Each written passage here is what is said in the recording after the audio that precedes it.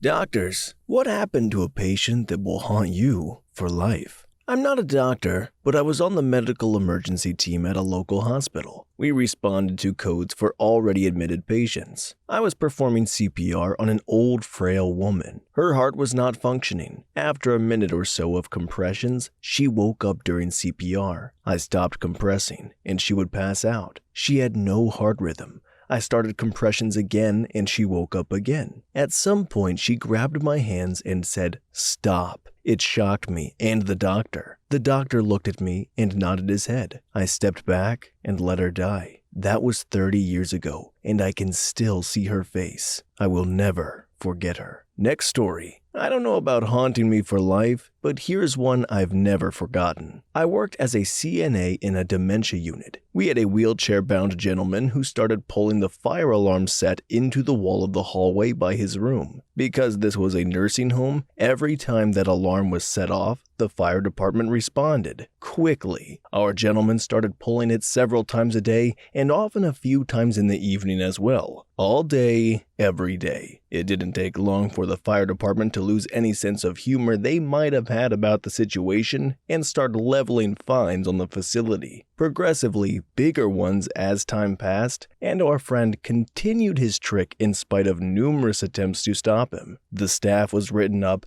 and upper management was going apecrap. We just didn't have enough staff to have someone constantly monitor a single patient. Finally, someone thought to ask this gentleman why he was pulling the alarm. His reply was astonishing. He pointed to the dang thing and very reasonably explained, "It says pull." It did, in big red letters 3 inches high. A simple piece of masking tape over the instructive word solved a huge problem. People with dementia aren't exactly themselves anymore, but they're certainly far from stupid. Next story. Not a doctor, but a psychotherapist. I had a patient who lost basically his whole family in a few months due to several diseases and accidents that were not connected with each other. His wife, both parents, and his daughter all died in less than half a year. In my field, I deal with loss and grief often, but I've never seen somebody so lost and devastated. There's a certain grade of cruelness in this life that's just not explainable, and the simple thought of how fragile everything can be shocked me deeply. What haunted me in a good way is the absurd strength this person had. I often think about him when I have to face negative things in my private life. Him being able to get help and live on often turns things in perspective for me. Next story. During my psych rotation in med school, we admitted a woman whose family contacted police because they were concerned that she was wanting to self-unalive. There were enough concerning signs that she was a danger to herself that she was involuntarily admitted to the psych hospital. She was there for 3 weeks, the whole time denying that she wanted to harm. I saw her almost every day while she was there. After 3 weeks, there wasn't enough medico-legally to keep her involuntarily committed any longer, although her family was still concerned. Within a few days of being discharged, she killed her 2 young daughters and died by self-unaliving. I don't know if hearing that news is the worst I've ever felt in my career, but it was the first time I got that gut punch of grief from a patient interaction, so it sticks with me. Next story. I'm a PEDS emergency medicine doc. We see a lot. Child abuse, horrible accidents, cruel diseases, stupid decisions leading to life-altering consequences. The worst are just senseless deaths that shouldn't have happened, but did. I had a young teen brought in by ambulance in full cardiac arrest. She was in gym class and had some trouble breathing. She had wheezed once as a child but hadn't used an inhaler in well over a decade. She was an athlete in amazing physical shape. The school called an ambulance, and she was struggling to breathe when they arrived. Lights and sirens en route to the ED, but before they arrived, she vomited and then aspirated, breathed the vomit back in, and her heart stopped. CPR in progress on arrival. My resident doctor intubated her, breathing tube, and the ET tube just filled up with vomit. We did everything, and her heart just never moved. I will never forget the look on the resident's face when he asked me if there was anything else we could do. There wasn't. She died. A completely healthy teenager with zero medical issues kissed her family goodbye one morning, and they next saw her dead on an ED stretcher. Next story. Obligatory, I was a PSW instead of doctor, but anyways, I was visiting a lady in early winter of 2018. I had seen maybe 4 or 5 times prior, and it was approaching her bedtime. She had dementia and would go over her nightly steps a couple times over, forgetting they were done already. Otherwise, a very vibrant, chatty lady. She was very vocal about how she felt as well, from her lovely breakfast to her insufferable oxygen line. I began feeling uneasy when I got there, and found she hadn't left for her room from the TV lounge. Easy one-way path, something she hadn't forgot prior. I asked her if she'd like to go to bed, and her first response was, "I don't know. I don't feel like it. Am I on my way out?" At first, I didn't know what she meant, so I helped her up and sat her on her walker. She did not want to walk with it today, and seemed labored when moving. I called for a staff member of the building. I was a traveling PSW, and noted her difference in demeanor, and the lady said she had just arrived an hour or so prior, and had no notes of odd behavior. By the time we got her to her room, she had no energy to move from her walker to her bed, and she said, "Do I need an ambulance? Am I on my way out the door?" Now I'm bugging out internally. What do you mean? Would you like me to call you an ambulance? How are you feeling? The remainder of my visit was sitting with her and comforting what I felt was a completely lucid woman, wondering if she's feeling her first instances of bodily shutdown. When the ambulance arrived, her heart rate was up, but no other immediate symptoms. She gave the most heartfelt goodbye to another older woman in the lobby who had come to see who was getting hauled by the ambulance. And all that other lady could say was, "Don't be silly, you'll come back, and I'll be right here." V never came back, and died 3 or 4 hours later that night. I got a work email mentioning her services were discontinued due to her passing, all through the hallway to the lobby, and then as they wheeled her out. "Am I a goner? Am I on my way out the door?" She knew. Dementia or not, she still knew. Next story. PICU nurse here. Had a kid 10 years old or so who was properly restrained but had fallen asleep in the back seat. His neck relaxed and his head tilted forward like kids do when they fall asleep sitting up. The car was T-boned and his head whiplashed in a way that internally decapitated him. Neck broke, spine severed. EMS got there early enough to intubate him and keep him alive. I had him his second day in the unit when they knew the extent of his injuries. He had no sedation, no pain meds, not a single drip infusing to keep him intubated because he wasn't going to be able to self-extubate because he was completely paralyzed and without feeling from the base of his skull down. But the kid's brain was 100% okay. So there's this kid, intubated, aware, and his eyes communicated how effing terrified he was. This is my biggest fear, to be paralyzed and intubated and 100% aware of everything, but unable to move or communicate in any way. He had to blink once for no, twice for yes, but that doesn't come close to conveying everything he wanted to say,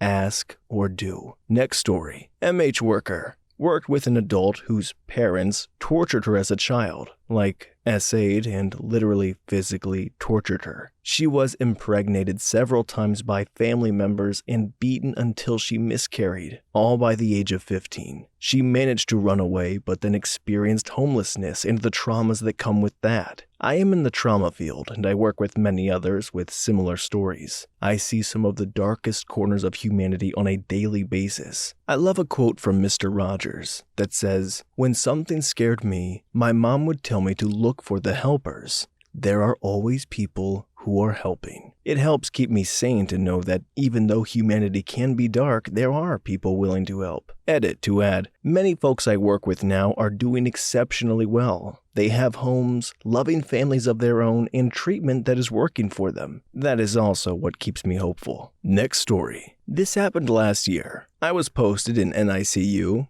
It is an ICU for sick babies. A senior told me to take this one baby to meet her mother. Her mother was also admitted in another ICU. She was very sick but recovering. I was on my way when the mother's sister told me that the mother feels pretty disheartened and I should motivate her a little. I studied all her charts and file upon reaching, and they were just all right. I made the mother meet her baby for the first time. She was happy, and then I proceeded with motivating her and telling her she will be fine and out of the hospital soon. I calmed her and the family down. I came back the next morning and got to know that she passed that previous night. Gut-wrenching.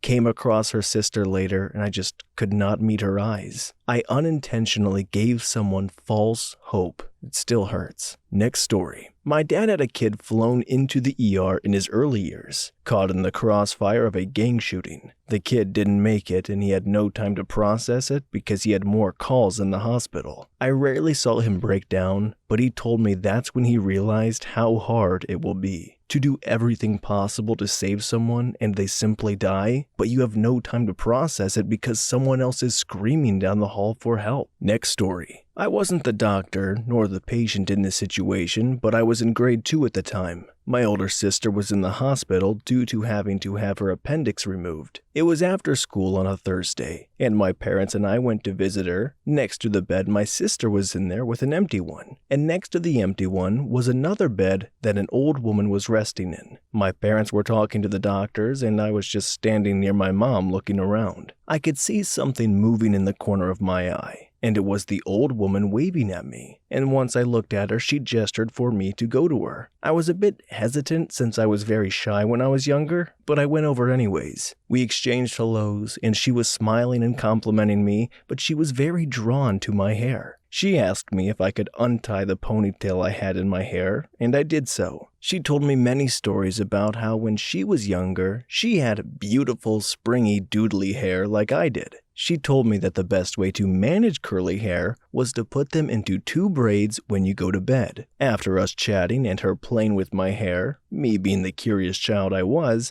I asked her why she was in the hospital. She said that she had a flesh-eating disease and she most likely wasn't going to go on for very long. I tried to reassure her, saying that when she's out of the hospital we could bake a cake together, and she said that she'd love that. But as predicted, she didn't make it very long after that. The next time we went to visit my sister, which was that on a Wednesday almost a week after our last visit, she sadly passed away. I still think about that old woman to this day. I cry over her sometimes. I only knew this woman for about 20 minutes, but it's just so gut-wrenching for me. I hope one day we get to make that cake together like I promised. Next story. Not a doc, but I was a paramedic at the time. The first person I did CPR on was an elderly lady with bad osteoporosis. I broke her sternum free of her ribcage with the first compression. It didn't make a sound, but I can still feel the gentle crepitus sensation on my hands and arms. Since became an RN, now a NP. I worked in a pediatric ICU for many years, including transport. I have so many stories that are commonplace in EMS and ICUs, but would disturb everyone else, like carrying a deceased baby, wrapped in a shroud to the morgue. Although wrapped in plastic and cold, it was still a baby. It still bounced in my arms like you would a baby, even though the child... I still bounced it in my arms like you would a baby, even though the child had passed. I'll stop now and go curl up in the corner and wait for the PTSD to find me. Next story. Car wreck. Ejected from the vehicle. I'm at the head of the bed in my trauma gear, anticipating putting a tube down his throat when EMS arrives. Smells like gasoline, but otherwise not a scratch on him. I'm the one talking to him. Hey man, tons of things going on all at once. Stay calm and answer me. What's your name? I can't breathe. Announce to the room that airway is intact. Listen to his lungs and they're clear and good on both sides. Announce his breathing is intact. Other members of the team are doing the rest of the very unremarkable assessment. I can't breathe. I can't breathe.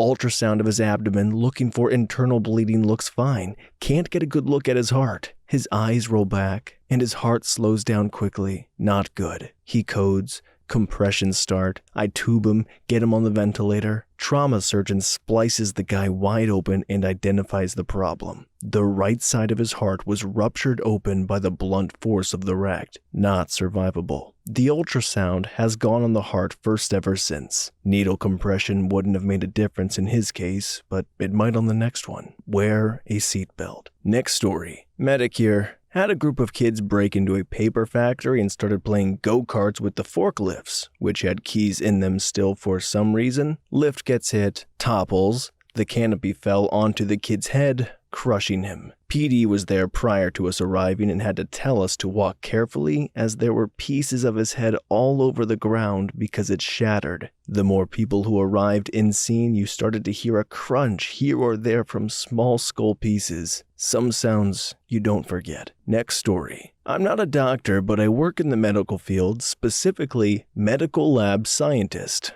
Often underappreciated field. I watched a 7-year-old die because doctors argued with each other. Not the doctors at our hospital, but the doctors at the hospital the child needed to go to because they had the equipment and ability to save her where our hospital did not. The sound the mother made and the look on the father's face was haunting. Never seen our doctor get so angry before. Had a daughter thank me when I came to collect blood. She said, "They're finally listening, Mom." Daughter told me her mom is usually super thin, only about 110 pounds normally, but after having surgery to remove part of her lower lobe of lung, her stomach has been bloating. Poor lady looked to be about 8 months pregnant. Only thing ordered was a basic chemistry panel, so I draw extra tubes for blood bank and hematology just in case. Got back to the lab, spun the chem tube down, and realized this lady was bleeding out. For reference, a full tube should be half red cells and half plasma or serum when spun down, so it's easily visible to experienced techs and scientists when someone has low hemoglobin. I called the doctor to inform her she might really want to check this patient's hemoglobin. She blew me off, ordered a arterial blood gas, ABG, instead. I go up there and get the ABG, and the daughter is arguing with nurses about their lack of response to her mother. I ran the hemoglobin offline. It was 4.3. For reference, low normal is 12.5 for women. I try again to tell this doctor that she should really order a HGB. I go up a third time, but this time the patient is coding. Patient bled to death due to complications of her surgery. Working blood bank and had a resident try to override safety policies by cheating the system by demanding 4 units uncross-matched blood be sent to the OR stat. Only OR and ED could have units tubed to them with basically no questions asked. Our OR rarely asked for blood and never came for uncross-matched for non-trauma patients. If they asked, an artery was hit and you give them what they need. Doing the safety read-off and coworker comes over to tell me that doctor and patient isn't in OR, they're on the floor. I made OR send the blood back and started investigating why this patient needed that much uncrossed matched blood. Blood bank was a regulator for all blood products. We had a protocol to follow. If the patient didn't meet requirements for the blood, we try to take it through with the doctor about why the blood was needed. Usually, if blood bank questions your need, doctors will question the need and will often cancel the order. If they don't and they still couldn't give a valid reason, we would get the pathologist involved. The patient he ordered all this blood on had a 12.3 HGB, normal for men is 13, and women 12.5. We don't start giving blood until they reach a 6 to 8 depending on the patient. Needless to say, this doesn't qualify. I call and was told the patient was a GI bleed. I informed them that their labs do not indicate a GI bleed as the patient is holding steady at 12 to 13 HGB for the last 24 hours. I also ask, are they referring to the correct patient? Misidentification is common, unfortunately. No, it's the right patient, and he's actively bleeding and needs 4 units of RBC. I get the pathologist involved who has full access to the patient charts, more than I need or do, and she agrees with me. Resident insists this patient needs all this blood. At this point, I've completed the type and screen and have cross-matched 4 units, but before I give him any, I get the medical director involved. Medical director also agrees with the pathologist and I,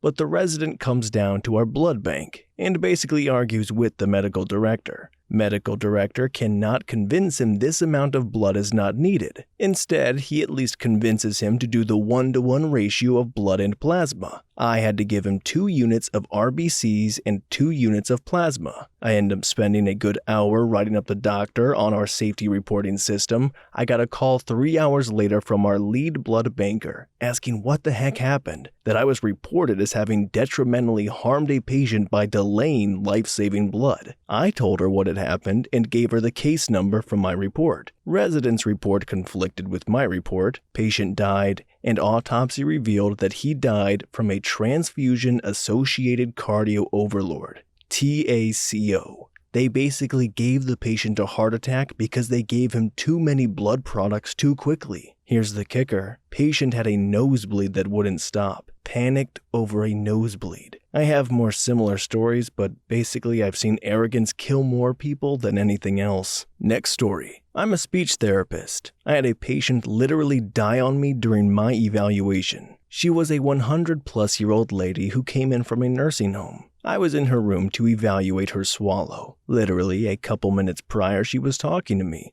requesting something to drink, and even helped me and the nurse to scoot herself up in bed. After a couple sips of juice and bites of applesauce, she became unresponsive and closed her eyes. I called her name and touched her to try to wake her. I noticed she didn't seem to be breathing. Then she opened her eyes, gasped for a breath of air, then went out again. She repeated this a couple of times. 3 things always stuck out for me when I recall that event. The first one was how it just kind of reminded me of a computer trying to reboot but fail.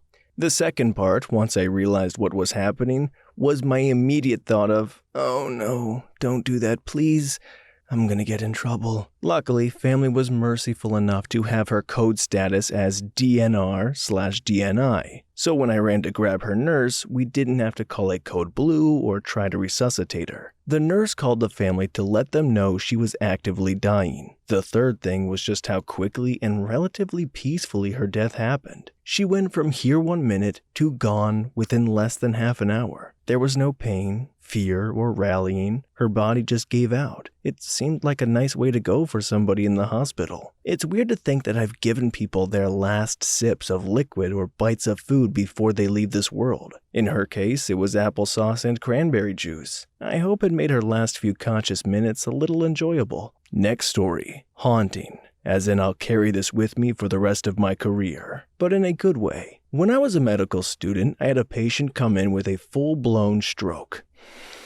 Hemiplegia, aphasia, facial droop, etc. The stroke fellow I was with showed me how to draw up and push TPA, a clot buster medication, and allowed me to administer the drug. Fast forward a few days and this patient had recovered nearly all of their function. Some residual weakness, but fully able to converse and articulate themselves. As she was getting discharged, she looked at me and said, "You know what? You've been coming in and seeing me every morning for the past few days. You were the first face I saw in the emergency room, and now you are the last face I'm seeing as I get ready to leave. I'll never forget you." She gave me the sweetest, most heartfelt hug. She's probably the reason why I'm happy and content going into the specialty I'm going into. Next story. Not a doctor, but I watched a cancer patient with extremely slow-growing tumors in her brain and in her bones. Everywhere there was a met in her bone caused the pain of a broken bone, and they just kept growing and growing. The ones in her brain made her suffer hallucinations and lose touch with reality. She was begging for death for months before she lost the ability to communicate such a complex thought, and it was months after that she finally died. Next story. Ultrasound tech here. I was brand new in the field and called up to do a venous scan of a leg for DVT. No problem. I go up to the floor and start trying to do my thing. Patient is uncomfortable but cooperative at the start, but I can't see anything. The veins are all shadowed out. This is not normal for an extremity. I start thinking it's my inadequate imaging to blame, so I call my coworker up to help. I start seeing actual bubbles zinging across my screen through the veins, and I really have no idea what's happening. My coworker gets there. Patient has gone from uncomfortable to in so much pain they've maxed out the amount of morphine you can safely give to someone. We keep trying to scan, but even my coworker, who'd been doing this for 15 years, can't get images. Everything is still so foggy. She sees the bubbles but can't explain what they are either. Finally, we're asked to leave the room because they're going to rush the patient to emergency surgery. From what I heard, they opened up the leg, the infection spread instantly, and the patient died on the table. It was a form of aggressive gas gangrene.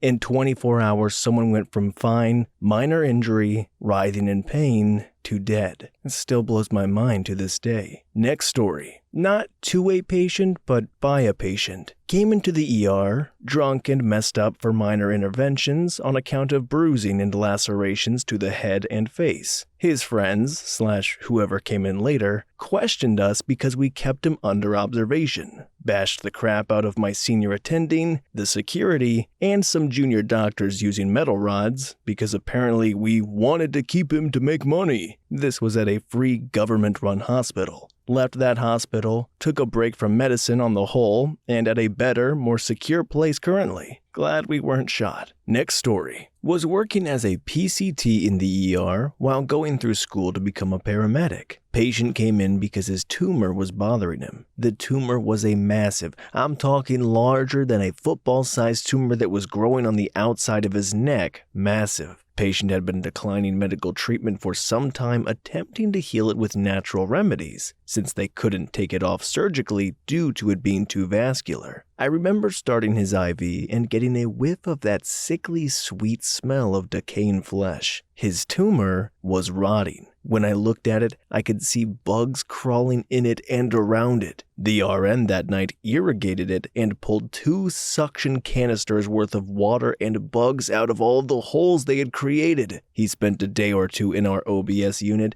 and would frequently go on walks around the unit until we had to ask him to stay in his room because other patients were complaining of the trail of smell he would leave when walking by their room. He died at a neighboring facility when he went for a scan. When he went to lay down on the table, the tumor ripped off and he bled out very quickly. My skin still crawls picturing those bugs feasting off a man who was still very much alive. Next story. ICU hospital doc here. Lots of horror stories of accidents, bad disease, sad losses, etc. But the most memorable was when a sick lady in the ICU stayed awake repeatedly yelling, "Get out!" to nothing in particular. Finally, she fell asleep, but the next day asked for a new room. Said she was tired of sharing her bed with the other patient. There was no other patient in the room, just her. She then described an elderly man, white hair, raspy voice, very tall, who kept pushing her over to one side of the bed. I effing crap you not, a patient with that description died in that room the day before. We moved her to another room, and not one of us went in that room for the rest of the day. Next story. Not a doctor, but I heard this story from the EMTs after the fact. They were very shaken up about it and said it was one of the scariest things they'd seen in a way that was different from the horrific car crashes and whatnot. My friend, female 23, was home from college on winter break and randomly passed out in her shower. Her dad came running up the stairs as soon as he heard the crash, but she was already conscious by the time he entered the bathroom. He started to call 911, but my friend argued that it was unnecessary since she was already awake and that he should just drive her to the hospital. Her dad thought about it for a second, but ultimately decided to call 911 since she had never passed out before and he was worried. My friend got dressed while they waited for the ambulance. 2 minutes later, an ambulance and a fire truck get there, and my friend, probably out of embarrassment, starts telling the paramedics and EMTs she's fine. There's no reason to ride in the ambulance to the hospital when her dad can drive her instead. A few people seem to somewhat agree with her, but one of the paramedics says, "Look, we're already here. We've got the stretcher ready to go. Let's just take you to the hospital. We won't run the lights or the siren. Your dad can drive right behind us. But I'd rather you come with us." She agrees. They load her up, and her dad starts following the ambulance in his car just like they discussed. According to her dad, they were sitting at an intersection halfway to the hospital when all of a sudden, the lights and sirens turn on and the ambulance absolutely books it through the red light. He gets this awful feeling of dread. When they get to the hospital, my friend is DOA. From what the EMT said, my friend was happily chatting away with them the whole ride. Then, mid-sentence, her eyes just rolled back and she died. Of course, they started CPR, but they couldn't bring her back. Autopsy determined it was a TIA, transient ischemic attack. Next story. ER nurse here. A patient who had a very minor heart procedure for an irregular heart rate developed a very rare complication. The procedure they did was an ablation. This is preformed with an electrical pathway that is formed on the heart that needs to be eliminated because it is causing an irregular HR. The procedure leaves a small area of scar tissue on the heart. As this particular patient's scar tissue was healing, a fistula or tunnel slowly started to develop between his esophagus and heart.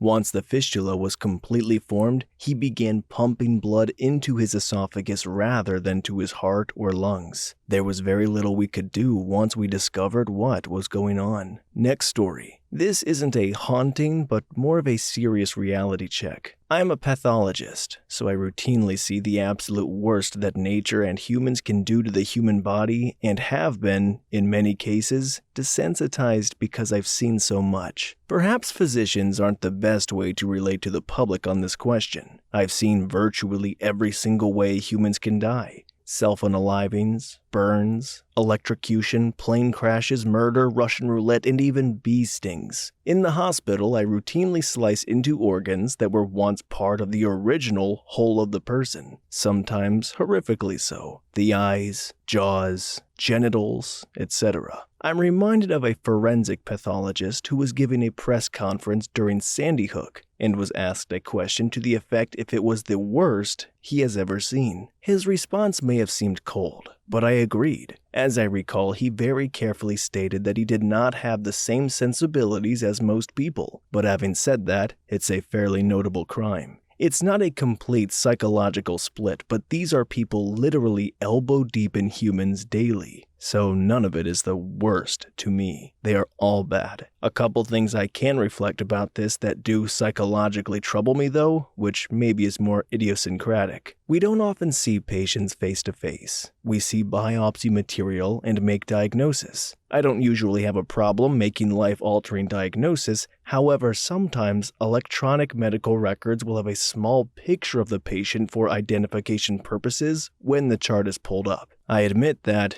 in certain cases, I absolutely freeze and feel a great deal of sorrow when I see their picture, putting a lively face to the story. In that moment, I know that they are forever changed, and I probably know it before anyone else. It's awful enough feeling that I won't want to look at a photo if I can avoid it. The other thing that really gets to me are any kind of amputation, particularly in young patients. Sometimes the legs come in with nail polish or tattoos, and I begin to just get an awful feeling of how horribly unlucky they are and how bullcrap life is.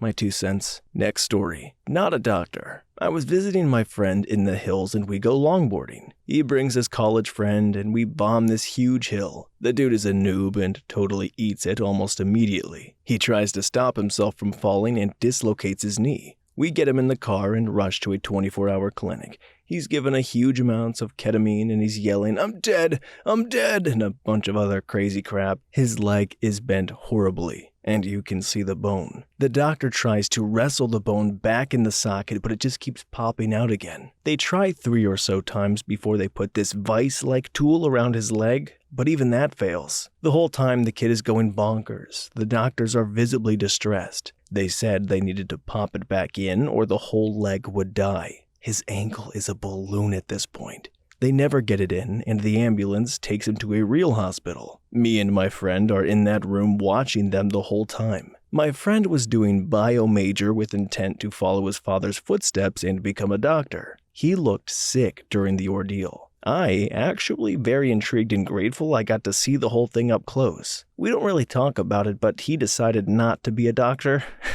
LOL. The kid turned out just fine. I guess the hospital has better doctors. Next story. Not my story, but a story from an older nurse. She was working on a maternity ward many years ago, and one woman gave birth to a horribly deformed baby. It was assumed it would not survive or have any quality of life, so she was told to take it to the sluice room, where it was left in the sink to die, assuming it would only live for a few minutes. My mother was told it had been a stillborn and was not allowed to see the body. An hour or so later, the baby was still alive. Next story. I saw an 18-month-old baby whose mother had come in concerned the baby had been essayed by a distant relative staying in the house. I had to fight with social work, pediatrics, and sexual health at 2 different hospitals just to try and get this girl admitted so they wouldn't have to go back home with the predator. No one wanted to help me help this little sweet girl from further abuse, and the social worker on call for SA even yelled at me and screamed, "What do you want me to do about it?" It haunts me because I was so heartbroken that no one could be effed to help this poor baby. Next story. A woman just admitted the hospital for breast cancer. She was in her early 30s. She lifted up her shirt and it was a fungating, do not image search it, means the tumor is breaking through the skin. It has a particular awful smell. She had delayed treatment because family had encouraged her to see a naturopath. As they didn't support traditional medicine, she didn't do well. Next story. In the 90s, I had an AIDS patient who was a little older than me. When we were drawing her blood and she said to me, "You're not going to let me die, are you, Doc?" I responded that no, she wasn't going to die. I did not say what I knew was that her days were numbered. She died soon after that, and the world was a little darker after she died. Next story. Saw a baby failure to thrive, prolonged jaundice. Worked out, mom was an alcoholic. Bottles on bottles of vodka a day while breastfeeding snuck in by dad. Child safety came, took mom away, and we locked after Bub on the ward for 3 days before she went back to mom. As a junior, I wasn't told why. All I knew was the parents threatened to sue. Next story. I'm not in the medical field and I don't have a medical story. I'm just sitting here in my living room having a solid cry. Not because of the tragic stories, even though I feel that weight for sure. I'm crying because of y'all. You're actual heroes, and I feel blessed beyond words that I'm fortunate enough to share the world with people like you. The fact that even with these stories burned into your memories, you guys get up every morning and you do it all over again is such an inspiration to me. Thank you for everything. Next story. Night before Thanksgiving, my PICU got a call from an outside hospital about a 3-year-old near drowning. We are the only level 1 trauma hospital in a 2-hour radius, so most sick patients from other hospitals are sent to us. We send our transport team to receive the patient, stabilize, and bring them back to our facility. Upon the team arriving, they called back and said the patient was already atonal breathing and on many pressors to maintain good HR and BP. We transported him anyway. When they arrived, I met with the patient's mother to discuss what happened and how they are presenting and what tests would be needed to be done to determine chances of survival. MRI, CT, VEEG, etc. Mom only kept saying to save her baby, and I would just reply, "They're in the best hands at this facility. We will do all we can." Right then, patient begins to code. We coded them for 20 minutes without ROSC. I called it. Mom immediately turned to me, wailing, crying, and screamed, "You said you'd save my baby." This was now like 2 a.m. on Thanksgiving. She's a single mom, and this was her only child. I felt such immense guilt. Her only child, and I lost them on Thanksgiving. That night, when having Thanksgiving dinner with my family, my mother-in-law, who always does this every year, goes, "Let's go around the table and say what we are thankful for." And my first thought was, F this, I just made this mom lose her only child, and you want your entire family to just say, "I'm thankful for family and health." I'll never forget that mom wailing at me and that feeling that I let her and her child down. Next story. I'm a nurse working in home care. We tend to all sorts of people, including terminally ill patients. I had this man in his 70s who had prostate cancer, which spread to liver, bones, lungs, and more. He was in terrible pain in his knees and hips, where the cancer had spread most notably. He had a radiation treatment to his prostate, but it didn't help him, but left him with nasty radiation burns on his butt cheeks. We changed the wound dressing daily because it was filled with fluids that smelled horrible, like rotten flesh, and each day we saw the wound, it worsened. In his last days, he was in bed all the time. We gave him enough meds so he had some relief from the pain, but was still awake to see his family. We tried to move him as little as possible. He had a diaper, as most terminally ill has in their last days, but I didn't want to place a catheter on him due to the prostate cancer. We had to change the diaper one day. The smell of urine and feces was quite pungent.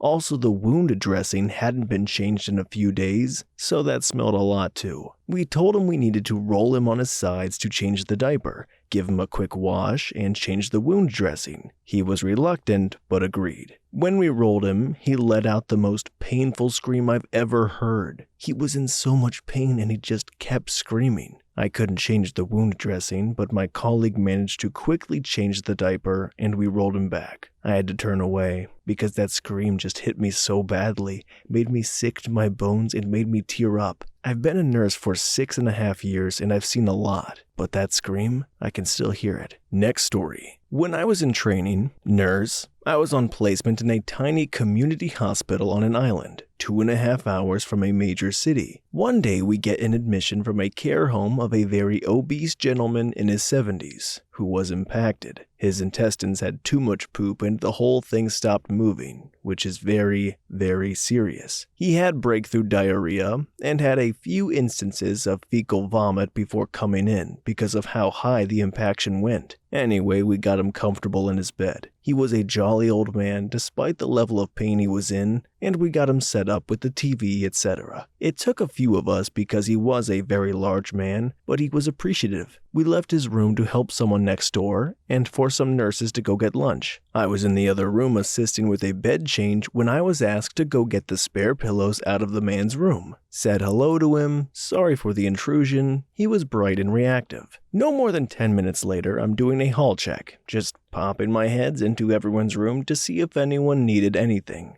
When I got to his room, I got this pit in my stomach because I knew something was wrong, but I didn't know what. I called his name. No response. His head was hanging backwards in an unnatural angle and the skin on his arms was translucent to the point that you could map his blood vessels. I called out to him again and shook his arm. His whole body rocked lifelessly from side to side. I saw his mouth was filled with brown, grainy liquid which was pouring out at the sides. Eyes bloodshot and wide open. His face was in an almost screaming expression, and I knew he was dead. I ran to the doctor's room, who was having lunch, unhappy to see me, and didn't believe me, and basically dragged her to the room where she pronounced him dead. Cause of death being asphyxiation on fecal vomit. If he'd been taken to hospital a few days before, we might have been able to save him. I saw his face for months after that in windows, other patients, and out the corner of my eye, and he still comes to see me in my dreams sometimes. I work in forensic psychiatry now and see some crap, but this was by far the worst. Next story. Not a doc, but took care of a patient whose history just wrecked me. He'd been on an antipsychotic, Clozaril, for his schizophrenia for decades and had it well controlled. He developed a granulocytosis, essentially low white blood cells and thus immune deficiency, and became severely ill. His doctors had been experimenting with alternative antipsychotics, but with little luck. He got brought into the hospital by police, who found him slamming his head into the ground after responding to a 911 call from his mother. Next story. I'm not a doctor, but what this doctor did will bother me forever. My elderly neighbor went in for a routine surgery and died soon after because the doctor left a sponge in her and she developed sepsis. Her husband had Alzheimer's and couldn't understand where his wife went. Absolutely reprehensible. Next story. Oh, something that I could actually comment on. Internal medicine resident here, but this happened while I was still a medical student rotating in the ER, around 2017. Not my patient, but the emergency department had this little girl, around 4 years old, who would not stop crying the moment she arrived. She wasn't decked to the department that I was currently rotating in, so another team of doctors, plus med students, were attending to the kid. After hearing her cry for around 1 hour, I decided to look at her to see what was going on. When I saw her, there was a fishhook that was piercing through her right eye. It was an accident, apparently, and there was blood everywhere. The hook was embedded pretty deep in her eye as well. I hope she is fine now. Next story. Rounded on our pregnant patient in the ICU last year. First day as a new high-risk OB attending. Her nurse let us know she had some significant vaginal bleeding that morning. Had to figure out how to do an ultrasound while she was prone. Couldn't move her or she would desat, COVID. Finagled an ultrasound probe in, no fetal heartbeat, she keeps bleeding. Not stable enough to go to the ER for a D&C. Follow-up ultrasound can't even find the baby anymore. We get permission from the family to do a pelvic exam. Sure enough, the fetus is in the vagina. Water breaks. Have to pull this 18-week fetus out, then have to get the placenta out afterwards. The mom died a few days later. I will never forget her. Next story. We had a patient in the residency, OBGYN, who had IVF, was in her mid-40s. During labor, I remember was frustrating the staff as she pushed back on every little thing we recommended. Baby comes, all is well. Everyone gives her space. My attending comes to check on her a few hours later. Baby asleep on mom's chest. Doula asks my attending why the baby is blue. The baby had fallen asleep face down on the mom's chest and had suffocated. Every time a fetus dies, the wail of the mother will haunt you. This was a wail the entire floor will never forget. Tearing up just remembering this story. Next story. Not me, my mom, and she's a nurse. She was just starting out and had to watch this patient who kept pulling his chicken off. They had to reattach it probably 3 to 4 times. He said that Satan told him to do it, so he kept pulling it off. Finally, they realized that he was not going to stop and restrained his arms to the hospital bed. Lo and behold, my Christian mom had to be the one to watch his just in case he tried to pull it off again. All night, in the dark, alone. He kept telling her how Satan was his almighty Lord and if he didn't do it, he would die. Like he wouldn't die, constantly ripping his chicken off. Anyways, my mom was horrified and was praying all night. Mind you, this was when she first started out. She hasn't seen stuff like this before. She was probably mid to late 20s, traumatized, scared for her future patients, and probably wanted to quit. She's still a nurse to this day and has seen some stuff. Extra one. Had a guy walk in with an arrow in his head acting perfectly fine. I feel for her, not gonna lie.